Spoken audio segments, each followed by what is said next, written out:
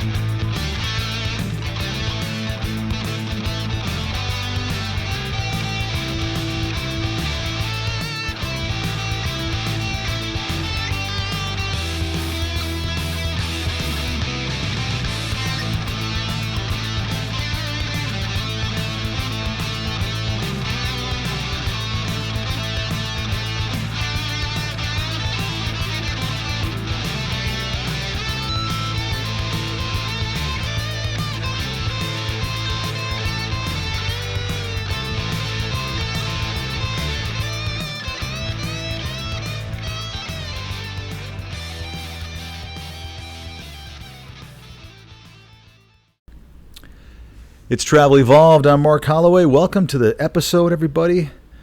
I think I got my mic a little hot. I can't tell. I don't know. Like I said, technology out here. Anyway, I hope everyone's having a great day, evening, night, morning, whatever time it is that you're watching or catching us. Triangle Trust. I got to apologize, first of all. I'm kind of laughing because I thought I did this one already. And this one popped up, and I saw it. And I went, wait a minute. Actually, I did. So full disclosure, I didn't see it. The team saw it, and they said, hey, you've been referencing this, and everybody thought I had already done this because I talk about this all the time. Matter of fact, most of my career, I used to teach every person that went to work for my company or companies, as I was been the CEO of multiple, this philosophy of the Triangle Trust, because I think it's really important for people outside of our industry to understand it and how it functions and how it works. And I just think how wild and crazy our industry is. It really does hit home to what goes on, mostly to and for you guys, but how it all works together. I mean, there is some mutual things that happen. And I think this episode is important to kind of talk to you guys, mostly the traveler, as to what the other arms of the puzzle, the triangle, as we'll call it, are doing and what they're expecting, because I think it will be helpful. This episode, this was part of training. I don't care if I was training recruiters or training account managers or training even people that were part of in the accounting department. This was part of the process because it's just that important. And my reaction that I would get a lot of times on this was very common, like, wow, I had no idea what I was kind of getting into. Because remember, these are all basically new employees that were going to go through this process. So it's just wild. And again, I apologize. I thought we had done it. I even referenced it almost every episode, I think, because it's that important to me. So this is one of those that I think is unique to Travel Evolved. I don't think a lot of people really think about this or talk about this episode because it's just kind of like, oh yeah, I guess I never really thought about it. It's one of those, it's there, but it's not when it's openly discussed because it's a little bit bizarre. And again, my philosophy is I always think that agencies are always kind of being really careful about what they like to openly discuss because they're trying to present this great impression of being a healthcare traveler and how fun it is, how lucrative, all the things that are sales kind of aspects of an agency. But there are some things that we require and trust that we have with hospitals and with you guys as well. And I think hospitals all fall under it. So that's why I want to do it. It just is. It's an important episode. Again, as a friendly reminder, a couple things I'm going to ask for anybody that's a devout listener to these or a devout watcher of these. The only thing I ask in return is that you spread the word about them. Let other folks know. I don't care if they're a veteran traveler or a new traveler. I think it's important that people can kind of get into this series. I hope we're offering some valuable content to you. I think it's unique. I guess you'll be the judge whether or not it's valuable. And based upon the numbers of subscriptions, the people that follow us, I think we're on the right path. We have been on the right path for over a year now. And we've got at least another, 2 more years worth of episodes planned, which there's always the guests that we throw in there. There's always the unique and new different things. Now, I haven't had any guests to my knowledge, I don't think, all summer long, because it just is hard. The connections aren't always great out here, and it just makes it difficult. Not that my connections seem to be great in Denver either, but we just made a decision that we were going to kind of put some of that on hold. So we're getting close to the end. Sorry, some people like to fly by here, like blasting whatever music they think is appropriate and great, that everybody on the planet's going to love their music. And I think that's the way people are in cars, but it really doesn't help when I'm trying to do an episode of Travel Evolved. But we're real. We're live, basically. I don't think I've ever double recorded an episode unless something went technically wrong. So we just going to let it fly. So please subscribe to our YouTube channel. Please, if you're a podcast person, you enjoy that better and it's easier for you and more conducive to your lifestyle, subscribe to those. Those both let you know when something new comes out. Now, we try to get these out about every 6 days. Sometimes we're a little early. More often than not, we're a little bit late. Just depends upon my schedule. And we are getting incredibly busy. It's been a great summer, but we're into fall now, and it's just becoming more and more busy, if you will. Lastly, I want to invite everyone to join and ask to join our Facebook group, Travel Evolved. You can find us under Travel Evolved. We're trying to throw some really interesting content out there. Again, if you're tired of Facebook groups, like limiting what you can say, or you can only talk to other travelers, or you can only hear what recruiters want to say, great, and you want the real skinny, come to that page and give us a shot. We're going to be going live. We do every Mondays and Thursday nights at 8 p.m. Eastern.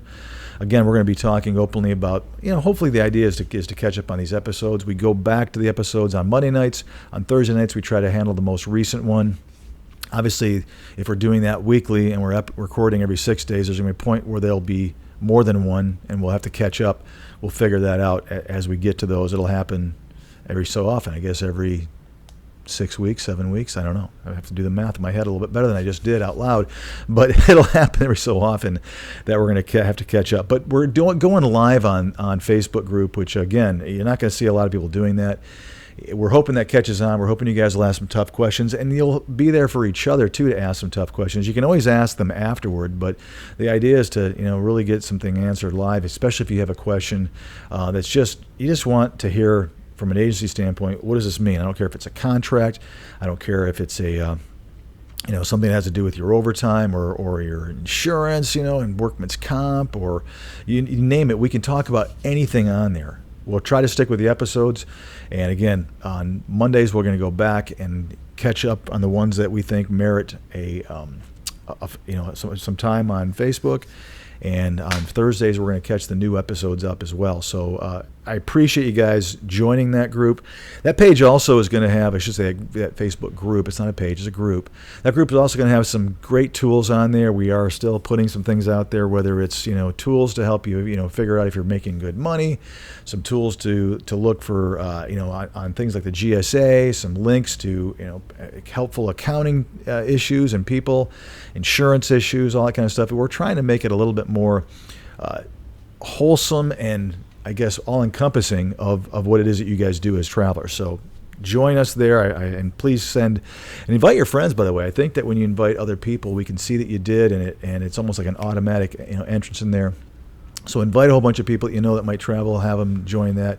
We would really appreciate it, and it would help us kind of justify some of our time we're doing here. We want that group to grow. We want our stuff to grow. So, boy, that's a big, long plug.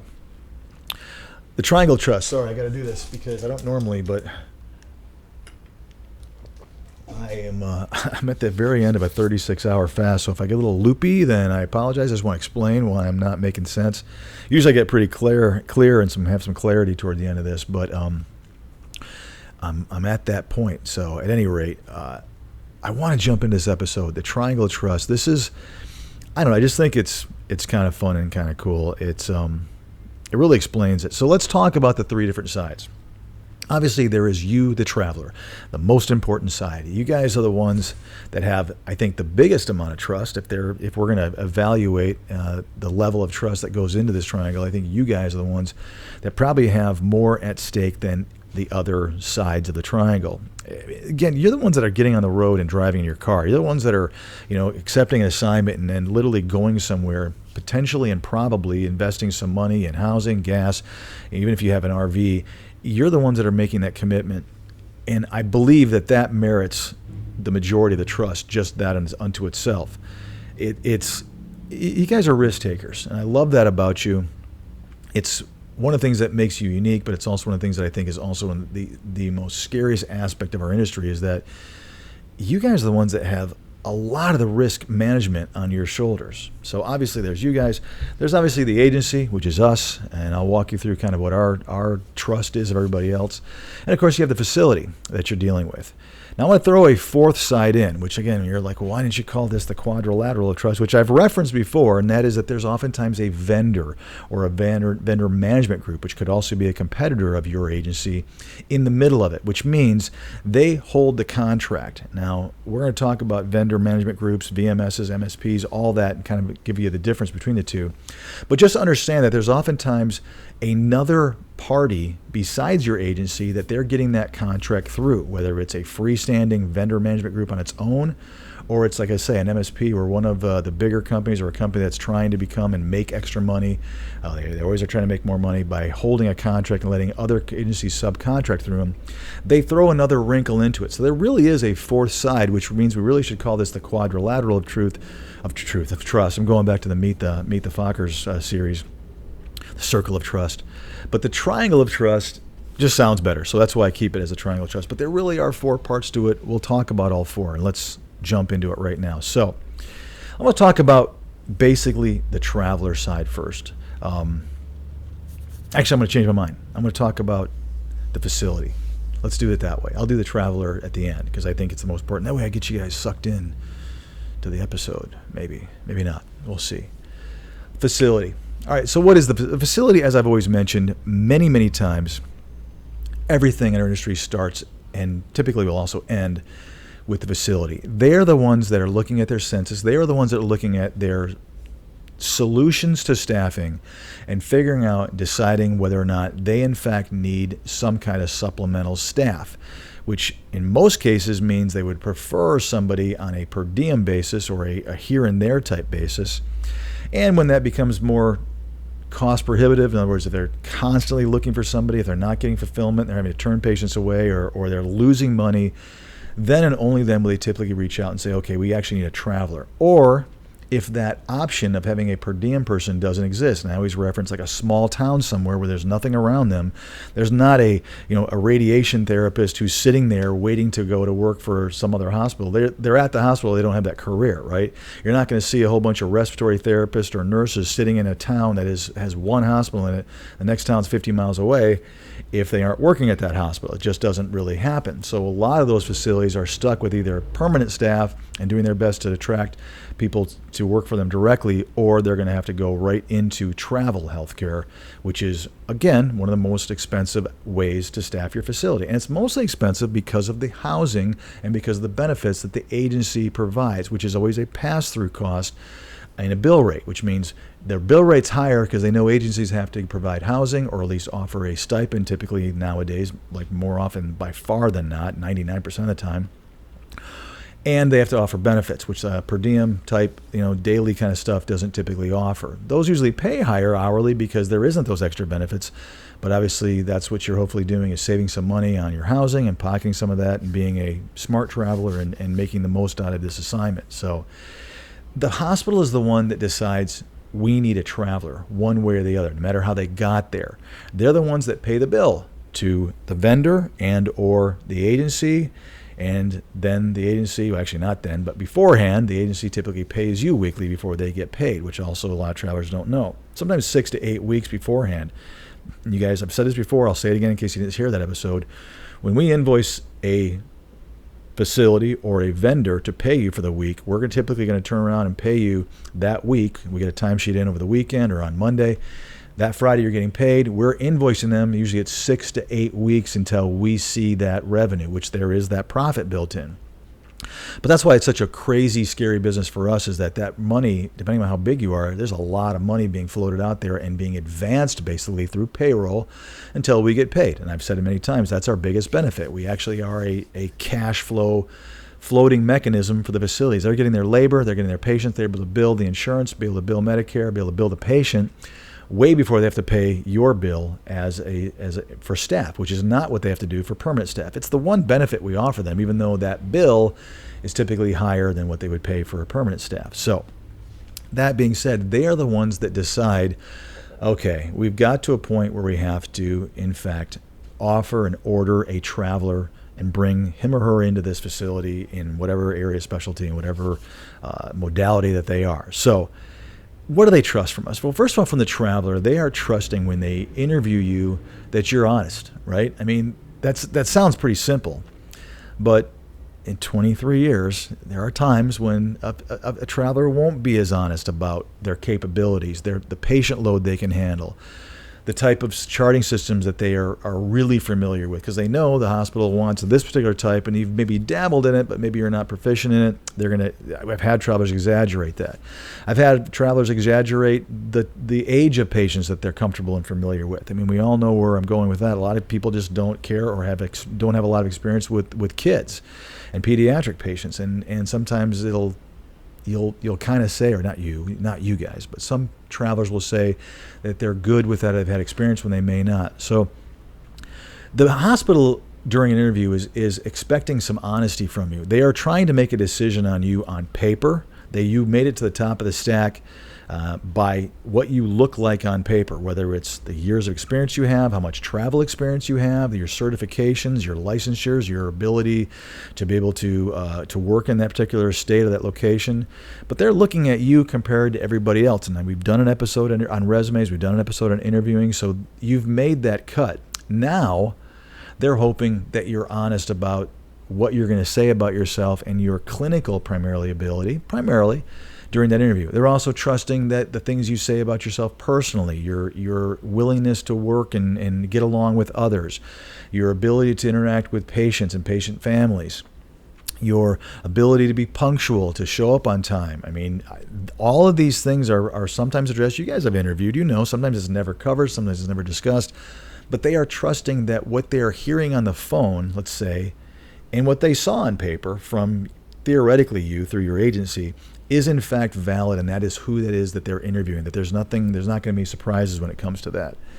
They're looking at things like, and they're trusting that if you're offered a position, that you're going to be punctual, that you're going to be on time, that you're not going to be calling off all the time, that you're going to adhere to the schedule that hopefully they discuss with you during the interview, that you're able to, again, like I said, get along with other staff members, that you're going to have, right down to drug diversion, right? All the things that they're hoping for, you are either going to or not going to have present when you are working at that facility. They're trusting that you are going to be a great traveler for them. They may ask some poignant questions and some kind of prodding or leading questions to see if they can discover during an interview whether or not that's the case. But if they hire you, they're hoping and trusting, and it's a lot of trust, that what they interviewed and what they offered, both on paper and during interview, is the same exact person that they're expecting to show up. That's a lot of trust. I know it sounds like to you guys it may not be, but that's why sometimes facilities have, let's be honest, a little bit of a guard about their traveler. Oftentimes other staff members are a little bit guarded when you're there. We always talk about how terrible that is in the industry, but I'm trying to explain today in this episode why that is, because they've been misled by other travelers. This industry does have some bad apples in it on all fronts. And unfortunately, as we guys have known, I'm sure you've worked alongside of them, there are travelers that are not what they present during an interview or on paper when they get to an assignment. Things all go out their door and they change. So that's what hospitals have their guard out for. They're basically looking for a happy traveler, and they want to know that you're going to be happy and comfortable and that you're going to be great and that what you have said to them, you're going to present. That's primarily it, but there's a lot there. Now, what a hospital is asking of us agencies is very similar, but there's some other wrinkles to it. They're expecting us to present an honest candidate. In other words, they're expecting us to do the due diligence and the things we're supposed to be doing to make sure that you, in fact, are qualified for the job, you have the certifications they're requiring, that they're not going to expire, that you've got proper licensure. They're expecting us to do thorough background checks, which we all have to do, going to be conducting drug screens, and that we're catching anything that may surprise them. They're expecting us to credential you and have you ready to go, and that if there's something that we find, we're going to let them know and make a decision on where we want to go from there, obviously. They're first and foremost expecting that you're the right candidate. So a lot of what we do as an agency is we're making sure that people who aren't qualified aren't presented to that role. It happens every day where someone is like, oh, I didn't realize you needed this license, or I don't care. There's certain licenses that surge techs have to have. There's certain states that require a quote-unquote license. They're expecting us to not waste their time and present candidates that aren't able to do the job and aren't able to be hired by them. So that's number one. And again, that's what they're asking of us. They're making if we get the offer, they're making sure, and they want to know that we're going to get you there within the time frame that they have asked for you, and that the two of you guys agreed on, which means credentialing is a big part of this. But making sure everything's ready to go, that there's no delay, that when they stopped interviewing other people because they hired our traveler, that we're going to deliver you on that date in which we all agreed that you would start the assignment for. It's very, very important. It's super important that when you're on the assignment that you are happy, right? And that has a lot to do with us agency. You guys are asking this. We'll talk about you in a minute. But the hospital is expecting that there's going to be no drama or baloney, so to speak, between the traveler and the agency, that you're not going to have problems with us while you're on the assignment. That is a trust that the hospital is expecting. They have invested time with orientation potentially. They have bypassed other candidates, and they're expecting us to make sure that we are taking care of you and that you're happy. Right now, most of that comes down to making sure you're getting paid properly. I mean, making sure you've got the right kind of insurance, making sure that there's any kind of fires to be put out, we're putting them out. Housing less and less, but that used to be a huge part of this industry, was making sure that the housing was appropriate. A lot of us agencies used to provide housing on 90% of travel assignments, and I'm so glad it's not there anymore, because it's a mess. I mean, it's another area where we can fail as an agency, because there was so many people that would mislead us on the quality of their housing, the distance of their housing, the age of their housing, the price of their housing. I'm so glad that part's gone, so I'm not going to spend a lot of time with this. I know that there are some assignments that still provide it. There are some hospital-provided housing. But that aspect is gone, which is really, really nice. They're expecting that we're going to bill them properly, that we're going to be evaluating the timekeeping mechanism that are being provided either by you guys or through you guys by the facility, and that we're going to be looking at that and billing them appropriately. That's what they're counting on, is that it's a seamless, easy transaction. Here's the hours, here's the bill, they'll put you in a system, and there you go.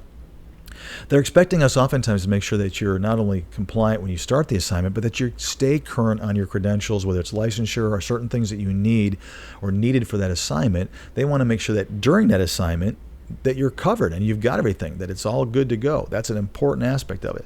Not only that, but that we are going to stay compliant for those of us that are Joint Commission certified, which I think most travel agencies are nowadays, unless they're pretty new or young or just have no interest in doing that. They want to make sure that we're up to speed on all of our certifications, our insurance, our everything, including Joint Commission, that we've got proper processes in place to make sure that their interaction, the hospital's interaction with us, is really good and seamless. Bottom line is that they are expecting us to do what we have said on every contract we sign with them, to the T and to the letter of what it said, because they don't want any issues with us, and just have it be basically where we're taking care of the traveler and we're billing the facility proper, and everything goes perfectly. Okay, you guys get the gist. But there's a lot to this, as you guys can understand. There's a ton more that I mean not thinking about, or I can't cover in the amount of time I have. But so far, from the facility to both you guys and to us, there is a huge amount of trust that that you guys and us are going to do our job and our part of this cog effectively. Clearly, I will say, much like I did at the beginning of this, there is more weight on your shoulders to deliver than there is for an agency. What do we have to do? We have to bill them properly, and we have to pay you properly, and make sure you get there and that you're compliant. Pretty simple, which is why I've always said I do not understand the 30% amount helicopter that us agencies take of the pie. Not all of us, obviously. I think that's a huge amount of money to take from the pie for what it is that we do, because we're risking financial, and it's a ton, trust me. I mean, by the way, when you have one traveler out there at the bill rates that they are right now, I should say the pay rates, we are out 6 weeks worth of your revenue. So not only what we're paying you, both taxable, tax-free, but we're also what we have to pay Uncle Sam every single week, your insurance that we're paying. Obviously, that's depending upon what your company does, but there is obviously a huge amount of money that is what the agency contributes.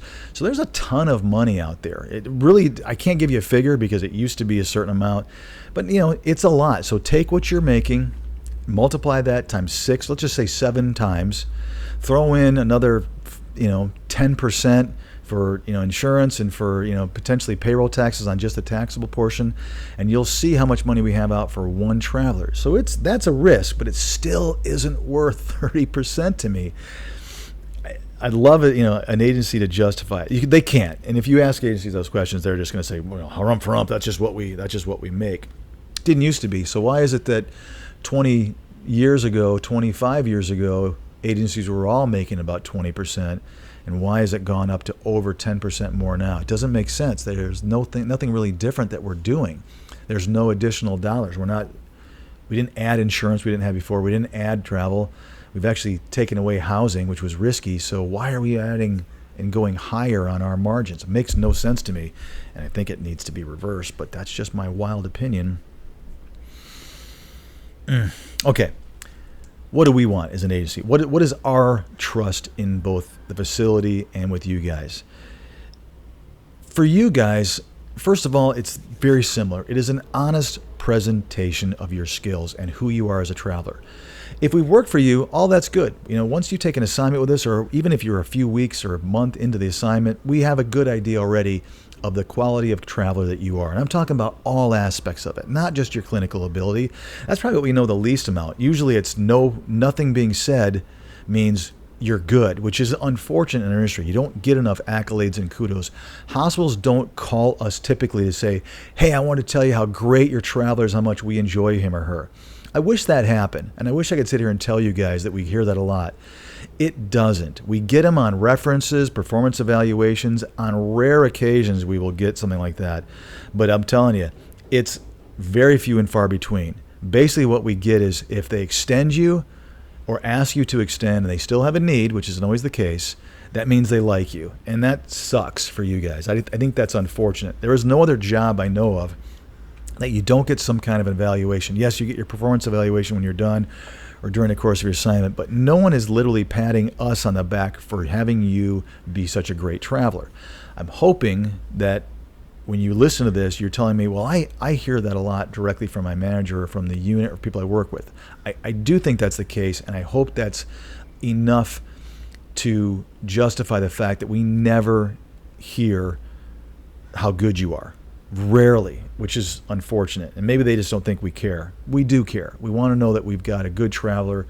It means a lot. And I think for those agencies that have some personality and some, gray areas, being a good traveler for your agency should mean something higher than the average traveler for that agency. I don't know what that is, and you can make your own decisions.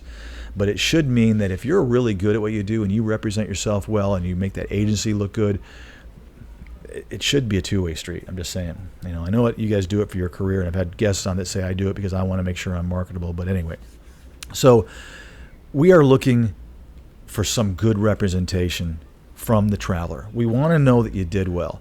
We want to know that you are a happy traveler, that you're there, that you're not a burden to that unit, that you're actually there and you're doing what you said you were going to do, and you're actually relieving the stress and the problems of having less staff, that you have filled in a spot, and you are not only filling it in because you're a number, which I know a lot of you guys say you are, and I hear you, but you're actually thriving and excelling at it. That's what we're hoping for.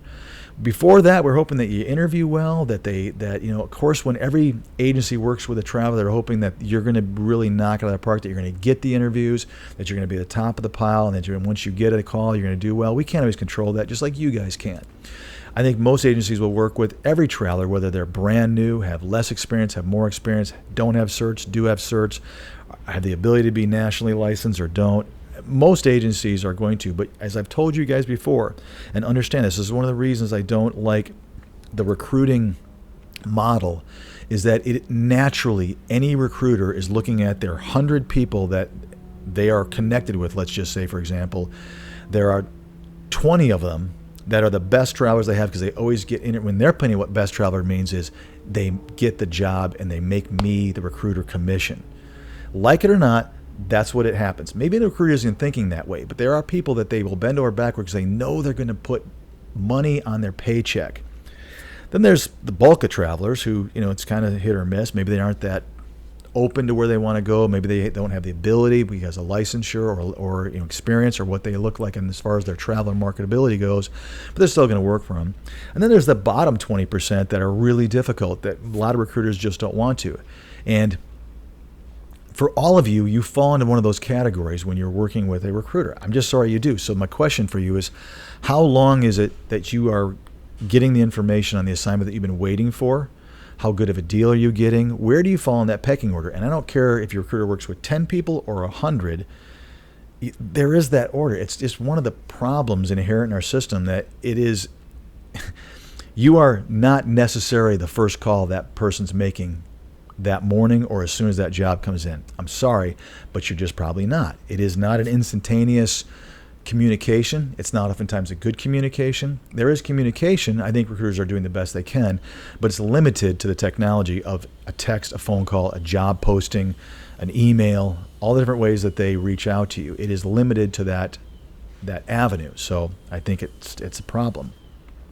But they're hoping that you interview well. We are hoping as an agency that you are in fact a happy traveler and that you are that you just have a good assignment, that everything that you're doing is appropriate and it's making the assignment go well for you, for the hospital, for us, that you want to stay there. There's all kinds of trust that we have, and we do have a lot of trust. I think I should say second.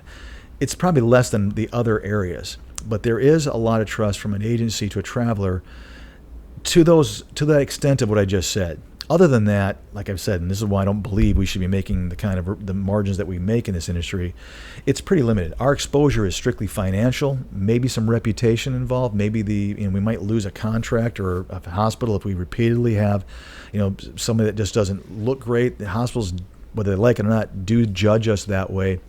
But our risk in that regard, and I'll say it again, is minimal compared to what you guys first and foremost risk, and then secondly, what a hospital risk when they select you and they go to work. I just believe it is. All right, so what do we look at from an agency standpoint? What are we trusting the facility to provide?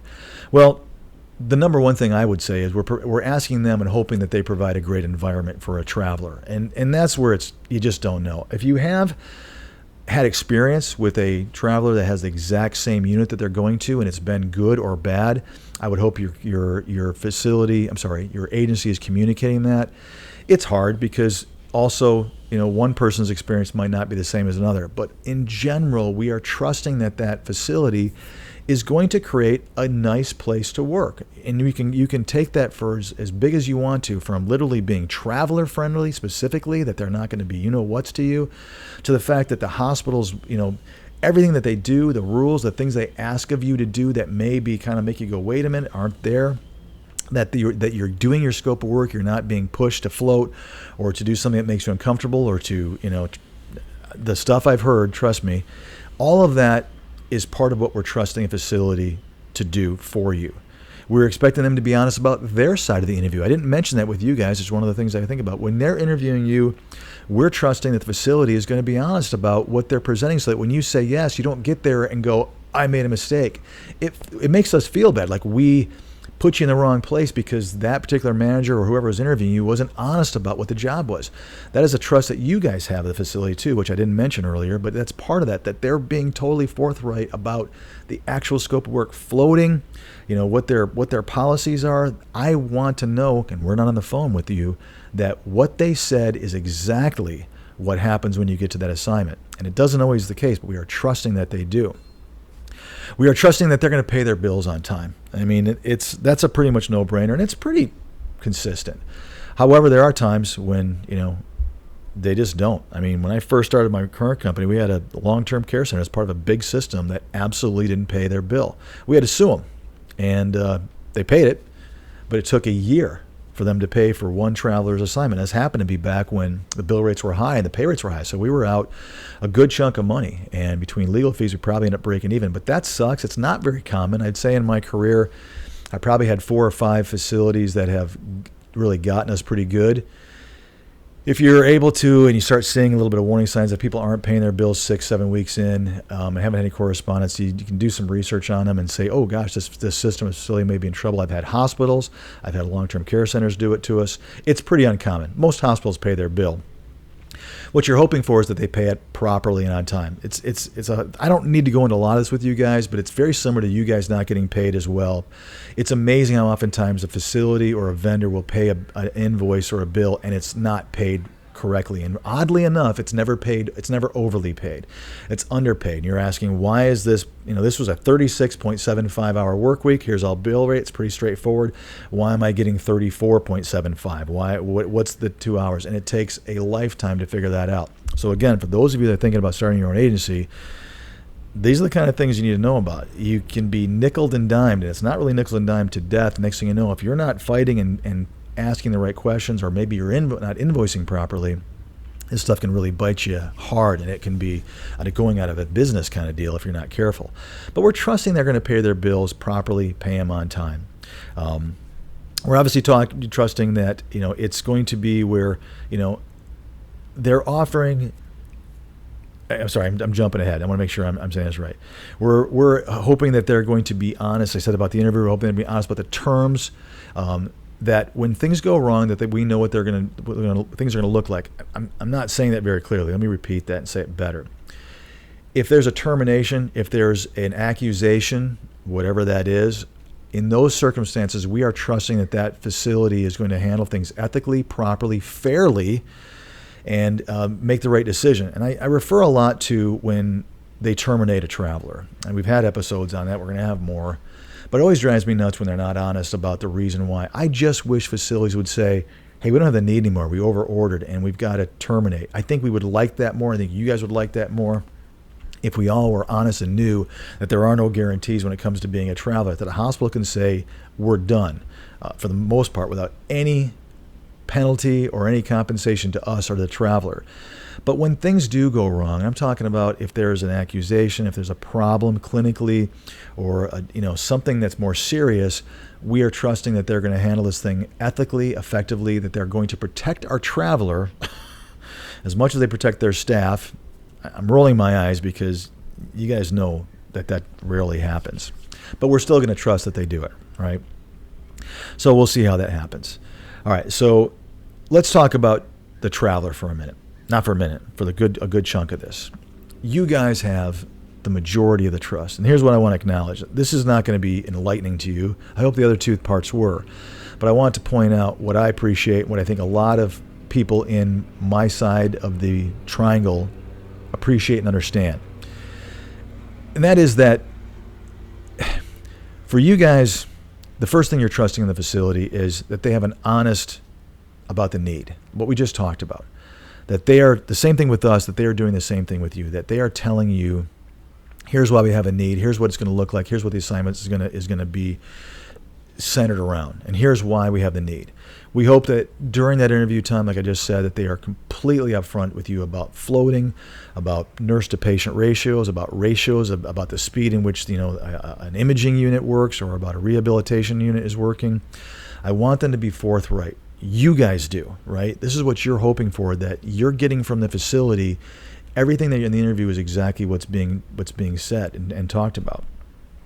That the environment, like I've already mentioned, this is kind of redundant, but it's you guys are asking this facility, that the environment that they have for you and during the course of your assignment is a good, solid one, that you're not walking into a you-know-what storm, or a toxic environment, or an environment in which you're not safe, or that it's all over the place, that it's hostile. All those things that you guys worry about, you're trusting of that facility that it's not going to be the case when you walk in. You are trusting that. I guess the clinical aspects, this is where I probably can talk the least a bit about the things I mentioned: ratio, floating policies, what they're asking of you to do, their schedule. Are they being honest, and they're not going to start asking to cancel you? All those things are what you're hoping for from the facility. You're hoping that they've credentialed you properly. There's not going to be any kind of surprise when you get there with that their orientation is good and solid, that you've got the information you need to be able to do your job well. Hopefully you walk in. I think in looking at my list, I think that the biggest one for you guys is just the honesty about the description of what's being expected and why they're hiring you. I think you guys can handle the clinical aspect. I think you guys can see that very quickly. It's the other part that is probably, my guess would be, is the unknowns about you when you walk into assignment. At least that's what you guys have been telling me for 23 years, is that that's the part that scares you the most. And you're trusting that facility to provide a great environment for you to have a successful assignment with. What you guys are asking of the agency is a humongously long list, and it's appropriate, and it's appropriately long. But obviously you're expecting us to present you to the right assignment, to present you fast, to pay you, here's the big drum roll, pay you as much as we possibly can. Do I go into this again? I don't know. It's my big problem. But obviously you guys are trusting that. I think it's a big part of your trust is that you're getting a good deal from your agency. Listen, if you haven't subscribed to Travel Evolve for any other reason, I hope that's it. You got to keep your eyes open, and I'd love to think that you guys trust every agency. I also want to think that you're smart enough not to. I'll put it that way. You've got to be protective of yourself when it comes to those sorts of things. I just mentioned a little while ago, I don't like how our industry works when it comes to communication on a new assignment. You guys have to do a lot of the work. How many of you out there have actually called your agency and said, hey, there's a job at XYZ hospital in this town that I want, that I saw someone else has, can you go get it for me? And you have done it, and then you're still making 30% off the traveler, or your agency's making 30% off of you during the course of that assignment. I think that's insane.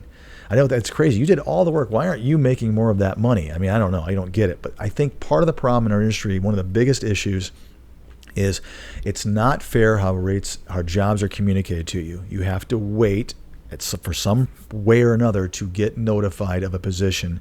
And then oftentimes you guys have to actually go through and then be presented their pitch to what they're going to pay you and break it down. And then you're supposed to compare it with what you're seeing else out there, or not even compare at all. Don't compare. They don't want you doing that. But that's also unfair. It is difficult for you guys to fast and rapidly and efficiently go in front of positions in this industry the way it stands right now. Not good. Not good. We're fixing that. The pay rate's another issue. I believe that, like I said earlier, that agencies want to make as much money off you as possible. Nobody's alone there, but what is the appropriate amount and what is possible? Well, if you're a standard agency with just straightforward, ways of thinking, and you've got a recruiting team, you've got a team of this and a team of that, and all that money is going there, you have to make more money. You have to make more. And I've fairly said that as your agency becomes bigger and bigger, you're going to have more legal stuff you have to deal with, so you're going to spend more money with that because you're a target now. You've got to be compliant and all this different stuff. There are some more expenses with normal growth, but there is an appropriate amount. I still can't answer the question as to why agencies are making more money right now than they were 10 years ago, when I don't believe their contribution to the cycle and to the employment process has grown any more or has become any more risky. I just don't believe that. So I think there's a problem there. You got to be able to see positions fast and effectively and instantly without having to send a bunch of paperwork and fill it all and commit to all these agencies before they're going to tell you what they're going to pay you for a job that literally hundreds and hundreds of companies all have. It makes no sense. However, you're still going to hope that they're going to trust you, that you're trusting them to pay you properly. And I think that's where a lot of the problems exist in our industry, where you get an assignment. Right now, I think it's tough because people are comparing paychecks to paychecks, and you don't necessarily know if you're dealing off the same bill rate because they fluctuate so much anymore. I think that'll level out a little bit, and I think you'll be able to see very clearly which companies are paying more of that bill rate to you and which companies are keeping more of that bill rate for themselves. That's going to happen. You're asking us to present, to give you the right benefits, housing if there is any. They're going to tax you properly. We're going to do all the things that we're supposed to do through the GSA effectively and right, that you're not going to have any issues when it comes to tax times, that that all the things that we present as an employer to the employee are done perfectly and effectively. I've mentioned a lot of times how all this triangle can get messed up. I'll talk about that here in a second. But that's part of what you guys are asking. You guys are asking for a whole ton from us agencies. I think it's realistic. I think it's appropriate. I think you guys should be asking a lot. I think the last two things I will say again is that you guys should be asking for better, faster communication. Gee, I can't figure out how that could happen. And higher pay. Don't know how that could happen either. But it is happening. And for those of you that are smart enough to jump on some new technology and some new advancements in this process are getting the benefit. And I'm talking to all the folks that you guys know who I'm talking about. Love you all. So there you go. All right, so let's talk about the vendor. This is the fourth person, the fourth side of the triangle, which that doesn't even make sense. This is why I call it the quadrilateral. More often than not, you have a vendor in place. Now listen, this does not count for the agencies that have their own contracts, some of the big ones, some of the ones that are working as MSP. If you're working directly for them, this doesn't exist. But for a lot of you that are working through an agency that are going through a vendor, which a lot of people are, I mean, it's just the way it is. I'd say 90%, 95 maybe even percent of all contracts go through a vendor or vendor management company or agency, one way, shape, or form. You guys may not even know that, but that's what's happening. They can get in the middle of stuff. Now, the idea should be, here's how it works basically. They keep an agency primarily from talking to their client, the facility. So that's the biggest area where they step right in the middle of that line of communication because they don't allow it. The reason being is they don't want an agency talking to a hospital because they could say, well, why aren't we just cutting the bill rate by 5% and cutting that vendor completely out of it and you just let us know your jobs. Now, that's the way it was when I got in this industry. There was no vendors, 0 vendors in this industry, which meant the hospitals could have a lower bill rate and there was the ability to work directly with them. Now, I'm going to talk about vendors in an episode, but here's what I will tell you. Vendors do add a good amount of that communication I just spoke of a few seconds ago. They are great at helping the agency know instantly about new jobs. The websites and the portals and the platforms in which they provide have improved immensely over the last few decades to the point now where it's really fast to see when a facility opens up a new position, the agency at least sees it right away, and they can communicate to you guys quickly that way. That is a great benefit. They are supposed to help with credentialing and putting out, and I guess assisting the process of pay, whether it be the invoicing, the timesheets, and all that kind of fun stuff, making sure you're compliant, making sure that they point out if in fact something is expiring. And I think a lot of vendors do a very good job of that. Some vendors are horrible at all those things I just mentioned, and they actually hurt the process. It's wonderful when they help. I think it's pretty consistent. I've got vendors that are great and vendors that are really not so great when it comes to that. And it is, like I say, what it is. It's hard, but it is another wrinkle in the process. Oftentimes, you guys may or may not be dealing with a vendor, pretty rarely. So the majority of what's going on is there is a communication. I mean, it would be through credentialing, right? You're sending the agency your credentialing information. They're putting it into that vendor's portal, and they're approving it maybe before the hospital does or both. So it can sometimes slow down that process. But you rarely have to call or talk to or address or email a vendor itself. It's really between us and the hospital, which I think is designed to help. It's designed to give a justification, if you will, of why they're taking 5% off the bill rate.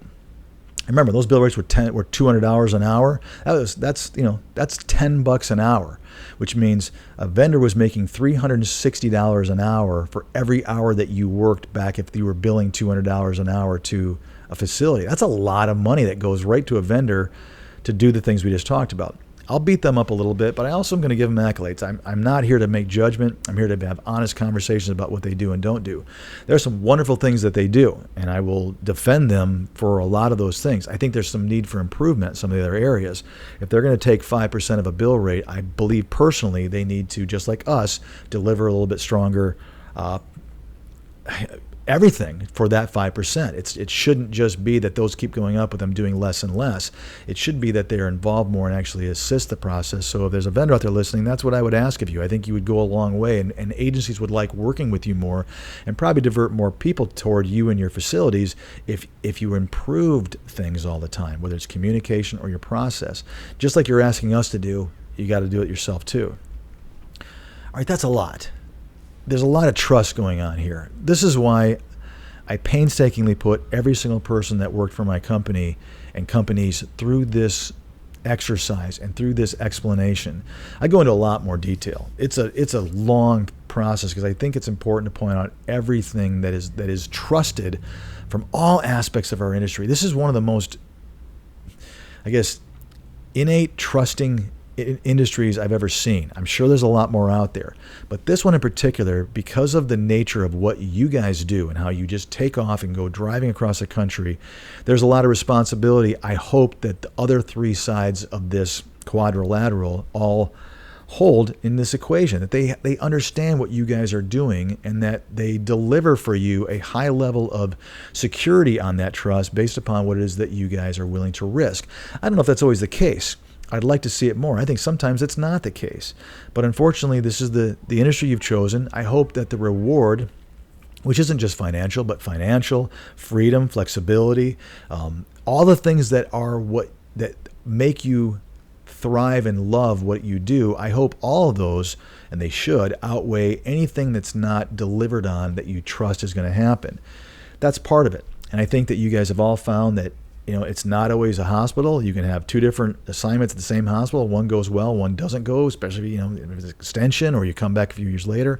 You can work for an agency at two different facilities or different periods of time, and sometimes you have a great experience, sometimes you don't.